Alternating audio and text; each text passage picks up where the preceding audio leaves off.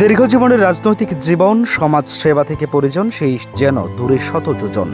আজ তিনি পরপারে বিদায়ী সুরজিৎ দত্ত রাজনৈতিক অঙ্গনে স্পষ্ট ভাষার জন্য কিংবা মুখে মিষ্টি ভাষী না হলেও অন্তরের ভালোবাসার খামতি ছিল না সুরজিৎ দত্তের। হ্যাঁ, শুক্র রেখেই প্রয়াত রাজ্যের প্রাক্তন মন্ত্রী তথা বিজেপি বিধায়ক সুরজিৎ দত্ত বুধবার রাত 11টায় কলকাতার একটি বেসরকারি হাসপাতালে শেষ নিঃশ্বাস ত্যাগ করেন তিনি।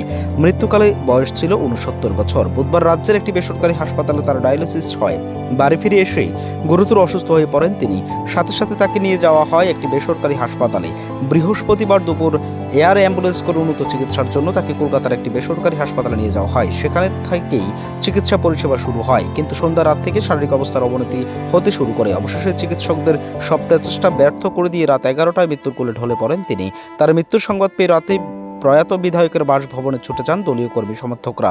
উল্লেখ্য, 7বারের বিধায়ক ছিলেন প্রয়াত জননেতা সুরজিৎ দত্ত।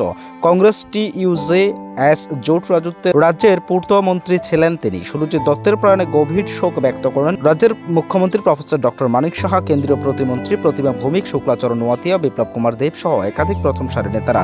তাছাড়া সুদীপ রায় বর্মন, পবিত্র করের মতো বিরোধী দল নেতারাও ওনার প্রয়াণে শোক প্রকাশ করেছেন। অবশেষে জগতের সকল মায়া ত্যাগ করে সকলের আদরের সানুদা চলে গেলেন চোখের জল ছড়িয়ে চিরবিদায় নিয়ে না ফেরার দেশে।